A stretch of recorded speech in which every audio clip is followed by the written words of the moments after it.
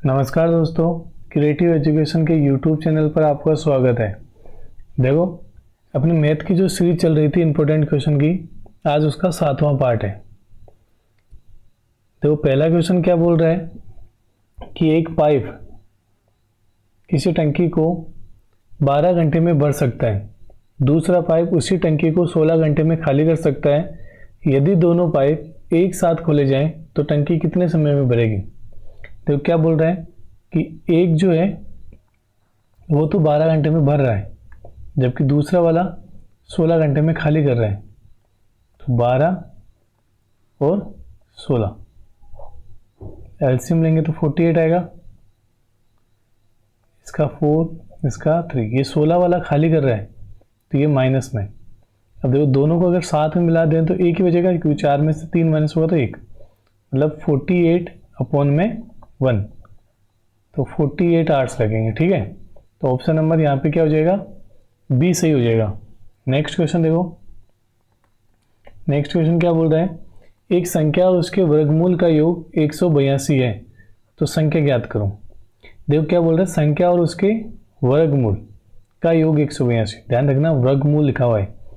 तो 144 का वर्गमूल क्या होगा, 12, इसका 13, इसका 14 और इसका 11। अगर इनको प्लस करने पे किस में 182 आ रहा है, ध्यान से देखना ना। तो देखो, इसमें आ रहा है 156, जो कि अपना आंसर नहीं हो सकता। हाँ, इसमें आ रहा है 182, तो ऑप्शन नंबर बी यहाँ पे सही हो जाएगा। नेक्स्ट क्वेश्चन कि वर्षों के लिए 8% प्रति वर्ष की दर से निवेश किया, फिर वह राशि ब्याज पर 2 वर्षों के लिए 10% पर निवेश करता है, तो 5 वर्ष के अंत में कुल राशि क्या प्राप्त होगी। देखो, यहाँ पे कुछ थोड़ा सा क्वेश्चन कट गया है। क्वेश्चन ये है कि यहाँ पे 3 वर्ष थे और पैसे हैं 10,000, पैसे हैं 10,000। अब देखो, 3 वर्षों के लिए 8% की रेट से, 8% की रेट से तो 24% हुआ साधारण ब्याज, तो ये हो जाएगा इसका 24%। ठीक है, 124% हो जाएगा ना, जीरो कट जाएंगे, तो ये आएगा 12,400। 12,400 रुपये तो उसको 3 साल के अंदर मिल गए। अब देखो आगे क्या बोल रहा है कि 2 वर्षों के लिए 10% की दर से निवेश किया, तो 5 वर्ष के अंत में, भाई 3 तो वो वाले और 2 ये वाले, तो जब चक्रवृद्धि ब्याज लगेगा तो ऐसे होगा 1 ये है 10%, पहले के लिए तो 110, फिर अगले साल फिर से 10%, तो फिर इसे 110, जब 2 जीरो से 2 जीरो कट गया, इस जीरो एक जीरो इससे और एक जीरो इससे, तो ये आएगा 124 इंटू 121, मल्टीप्लाई करेंगे तो आएगा 515,004। तो ऑप्शन नंबर ए यहाँ पे क्या हो जाएगा, बिल्कुल सही हो जाएगा। नेक्स्ट क्वेश्चन देखो दोस्तों, क्या है कि एक आदमी 30 किलोमीटर प्रति घंटा की गति से 6 घंटे यात्रा करता है, उसके बाद 40 किलोमीटर प्रति घंटा की गति से 4 घंटे यात्रा करता है, तो उसकी औसत गति क्या होगी। देखो, औसत गति कैसे निकालेंगे अपन, औसत गति कैसे निकालेंगे कि कुल दूरी अपॉन में कुल समय। ठीक है, अब देखो, जब 30 से चल रहा है तो 30 इंटू 6, तो ये तो 180 तो यहाँ चलेगा, और 40 वाले से 4 घंटे चल रहे हैं तो 160 यहाँ पे चलेगा। टोटल कितना हो गया, 340 अपॉन टोटल समय कितना लगा, देखो 6 घंटे तो इधर लगा उसको और 4 घंटे इधर लगा, तो 10 घंटे हो गए टोटल, जीरो से जीरो कट गया, कितना आ गया 34 किलोमीटर प्रति घंटा। ठीक है, ऑप्शन नंबर ए यहाँ पे क्या हो गया, बिल्कुल सही हो गया। नेक्स्ट क्वेश्चन, 3 संख्याओं का औसत 68 है, यदि चौथी संख्या में को जोड़ने पर औसत बेहतर हो जाता है, तो चौथी संख्या ज्ञात करो। देखो, उसको अलग अलग तरीके से कर सकते हैं ना, कि 3 संख्याओं का औसत कितना है 68, तो इनका योग निकाल सकते हैं अपन। तो 68 इंटू 3, 24, 2 केरी 204। अब 72 हो गई तो संख्या भी कितना हो गई 4, तो इनका योग हो जाएगा 72 इंटू 4 कि 8, ये हो गया 288। अब इन दोनों का अंतर कितना है 84 का, किसका है 84 का। तो अपन को चौथी संख्या बताएं, तो चौथी संख्या कितनी हो जाएगी 84। देखो यहाँ पे ये 8 है, ठीक है, ऑप्शन नंबर डी। एक तरीका तो ये, एक तरीका ऐसे भी हो सकता है, देखो कि 68, तीनों को 68 68 मान लेते हैं, ठीक है। अब जो चौथी संख्या आएगी मान लेते हैं कि वो भी कितनी है 68। अब क्या बोल रहे हैं कि सबका औसत कितना होना चाहिए 72 होना चाहिए, मतलब सब में 4 4 प्लस करना पड़ेगा, सब में 4 4 प्लस करना पड़ेगा, ठीक है। तो अब ये इसमें तो कर नहीं सकते अपन क्योंकि ये तो फिक्स थी, तो ये जो 16 है वो किस में प्लस होगा 68 इस चौथी वाली संख्या में, तो संख्या हो जाएगी 84। ऐसे भी अपन निकाल सकते हैं, ठीक है। नेक्स्ट क्वेश्चन कि a square plus B square equal to 50 है और ए बी की वैल्यू 24 दे रखी है, तो a माइनस बी का होल स्क्वायर कितना होगा। देखो इस a माइनस बी का जो होल स्क्वायर होता है वो होता क्या है कि a square minus 2ab plus B square. तो इस a स्क्वायर और b स्क्वायर की वैल्यू तो पता है अपन को 50 माइनस 2 और ab की वैल्यू है 24, तो 50 माइनस 48 हो जाएगा, तो यहाँ आ जाएगा 2। ऑप्शन नंबर ए बिल्कुल सही है। नेक्स्ट क्वेश्चन देखो कि एक त्रिभुज की 3 भुजाओं की लंबाई 6, 8 और 10 है, तो त्रिभुज का क्षेत्रफल। देखो इनकी भुजाओं को ध्यान से देखो कि 36 का स्क्वायर और 8 का स्क्वायर मिला के 10 का स्क्वायर आ रहा है, मतलब ये एक समकोण त्रिभुज है। और समकोण त्रिभुज का जो क्षेत्रफल होता है वो क्या होता है 1/2 इंटू बेस इंटू हाइट, तो 1/2। ये तो बड़ी वाले भुजा तो कर्ण हो, तो ये तो हो नहीं सकता। अब बेस और हाइट इन्हीं दोनों में से हैं, तो किसी को भी अपन बेस मान सकते हैं, किसी को भी अपन हाइट मान सकते हैं। इसके टेबल से कितनी बार कटेगा 4 बार, तो 6 4 जा 24 सेंटीमीटर स्क्वायर। तो यहाँ पे ऑप्शन नंबर ए बिल्कुल सही है। नेक्स्ट क्वेश्चन देखो एक समबाहु त्रिभुज की प्रत्येक भुजा की लंबाई 10 सेंटीमीटर है, तो त्रिभुज का क्षेत्रफल। अब देखो कौन सा त्रिभुज है समबाहु त्रिभुज, कौन सा समबाहु त्रिभुज। इसका जो क्षेत्रफल होता है वो होता है √3/4a स्क्वायर, ठीक है। अब एक यहाँ पे क्या है भुजा, तो a कितना हो जाएगा 10, तो √3/4 और 1 का स्क्वायर मतलब 10 का स्क्वायर कितना हो जाएगा 100। इसके टेबल से कितनी बार कटा 25 बार, 25 को इससे करूँगा तो कितना आएगा 25√3 वर्ग सेंटीमीटर। ऑप्शन नंबर ए यहाँ पे क्या है बिल्कुल सही है। नेक्स्ट क्वेश्चन देखो एक नाव धारा के विपरीत 18 किलोमीटर गति से चलती है और धारा के साथ 30 किलोमीटर प्रति घंटा की गति से चलती है, तो नाव की स्थिर पानी में गति क्या है। देखो अपन मान लेते हैं कि जो नाव है वो यहाँ पे है, ठीक है, कोई ना कोई फिक्स वैल्यू है इसकी।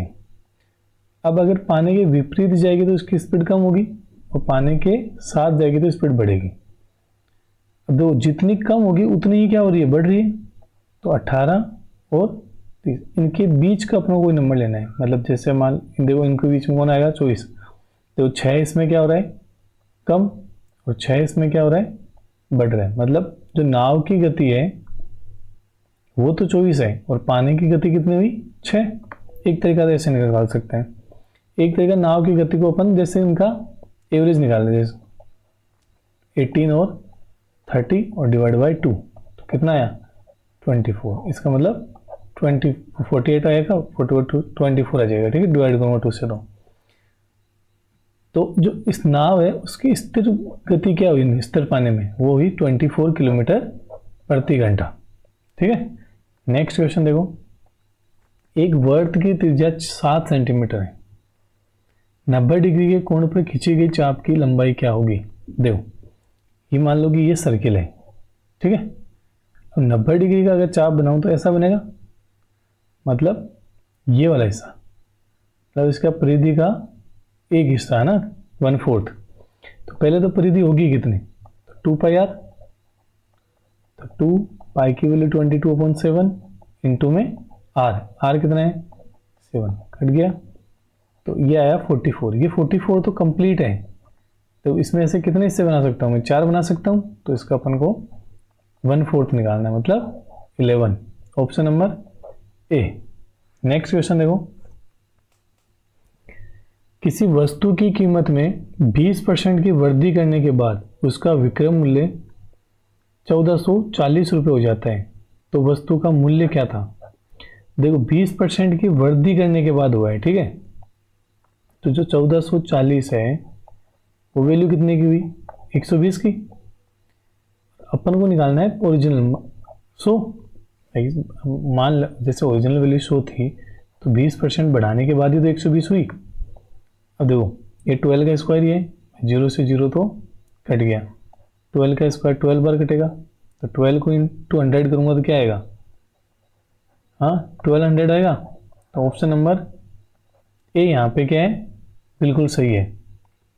नेक्स्ट क्वेश्चन देखो, यदि एक वर्त के क्षेत्रफल को 4 भागों में बांटा जाए, यदि एक वर्त के क्षेत्रफल को 4 भागों में बांटा जाए, तो प्रत्येक भाग का क्षेत्रफल मूल क्षेत्रफल के कितने भाग के बराबर होगा। देखो मान लो कि ये है, ठीक है,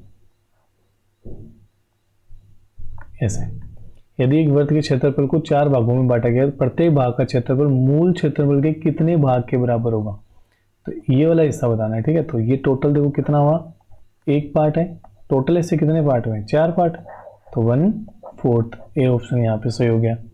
नेक्स्ट क्वेश्चन देखो, यदि एक त्रिकोण की भुजा 5, 12 और 13 है, तो ये त्रिकोण किस प्रकार का है। त्रिकोण मतलब यहाँ पे त्रिभुज की बात कर रहे हैं, किसकी बात कर रहे हैं, त्रिभुज की बात कर रहे हैं, ठीक है। अब देखो इनका एक बार देखो इसका स्क्वायर निकाल के देखते हैं, ठीक है।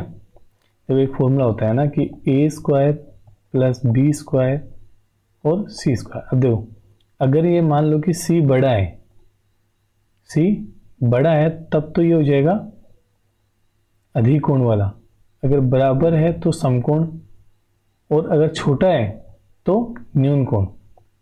अब देखो 5 का स्क्वायर कितना हुआ 25, 12 का 144, इन दोनों को प्लस कर रहा हूँ तो 169 आ रहा है, मतलब इस 13 का स्क्वायर आ रहा है, ठीक है। तो मतलब a का स्क्वायर प्लस b का स्क्वायर किसके बराबर आ रहा है, c के स्क्वायर, मतलब ये कौन सा हुआ, एक समकोण त्रिभुज हुआ। क्या हुआ, एक समकोण त्रिभुज, तो यहाँ पे ए ऑप्शन सही हो गया। नेक्स्ट क्वेश्चन देखो कि एक वर्ताकार मैदान में एक 180 मीटर लंबा और 120 मीटर लंबा आयताकार टैंक है। यदि मैदान के भूभाग टैंक को छोड़कर का क्षेत्रफल 40,000 है, तो वर्ताकार मैदान का अर्धव्यास कितना है। देखो ऐसा है ना कि एक वर्ताकार मैदान है, इसके अंदर एक आयताकार टैंक बना हुआ है, ये 180 लंबा है और 120 मीटर चौड़ा है, तो इसका क्षेत्रफल कितना होगा, इसका एरिया क्या होगा 180 इंटू 120, 21600। ये तो हो गया इस टैंक का, और बाकी जो इसको छोड़कर था उसका 40,000 था, तो वो 40,000 और प्लस करते हैं इसमें, कितना हो गया 61600। ये उस पूरा वर्ताकार जो मैदान है उसका क्षेत्रफल है, तो πr² इक्वल टू 61600। पाई की वैल्यू क्या होती है, उधर चला जाएगा, तो 61600 अपॉन में 22 और 7 ऊपर आ जाएगा, ठीक है। 11 की टेबल में 2 बार में कटेगा, ये कटेगा 56 बार में, इसकी टेबल से ये कटेगा 28 बार में, 28 को करूँगा तो 19600, और इसका स्क्वायर रूट निकालूंगा क्योंकि इधर r² है, तो ये आ जाएगा 140। ऑप्शन नंबर सी बिल्कुल सही हो जाएगा। नेक्स्ट क्वेश्चन देखो, यदि 100 मीटर लंबी किसी रेलगाड़ी की चाल 144 किलोमीटर प्रति घंटा है, तो वह एक रेलगाड़ी एक बिजली के खंभे को कितने समय में पार करेगी। जैसे मान लो कि ये बिजली का खंभा है ना, ये ट्रेन। अब इस ट्रेन को, इस खंभे को पार करने के लिए जितनी इसकी खुद की लंबाई है उतनी लेंथ चलनी पड़ेगी। तो वो तो इसकी जो डिस्टेंस है वो तो हुई 100 मीटर, लेकिन जो स्पीड है वो किलोमीटर प्रति घंटा में है, इसको चेंज करना पड़ेगा। तो किलोमीटर प्रति घंटा को मीटर पर सेकंड में चेंज करने के लिए 5/18 से क्या करते हैं, गुणा करते हैं। ठीक है, इसके टेबल में 8 बार में 8 को इससे करूँगा तो 40 मीटर पर सेकंड। तो देखो अपने पास स्पीड भी निकल के आएगी कितनी, 40 मीटर पर सेकंड। टाइम कैसे निकालते हैं, डिस्टेंस अपॉन स्पीड। तो 100/40, 0 से 0, 2.5 सेकेंड। कितना आया, 2.5 सेकेंड, ए ऑप्शन। देखो दोस्तों, यहाँ पे अपने 15 क्वेश्चन कंप्लीट हो गए। आपके CAT एग्जाम में भी 15 से 20 के बीच में क्वेश्चन आएंगे। अगर इस चैनल पे आपको ऐसे लगातार क्वेश्चंस, मैथ के इंपॉर्टेंट क्वेश्चन मिलते रहें और आगे भी मिलते रहेंगे, उम्मीद है आज की क्लास भी आपको अच्छी लगी होगी। अगर लगी है तो चैनल को सब्सक्राइब कीजिए, वीडियो को लाइक ज़रूर से कीजिएगा। ठीक है, मिलते हैं अपने एक नेक्स्ट क्लास में। धन्यवाद।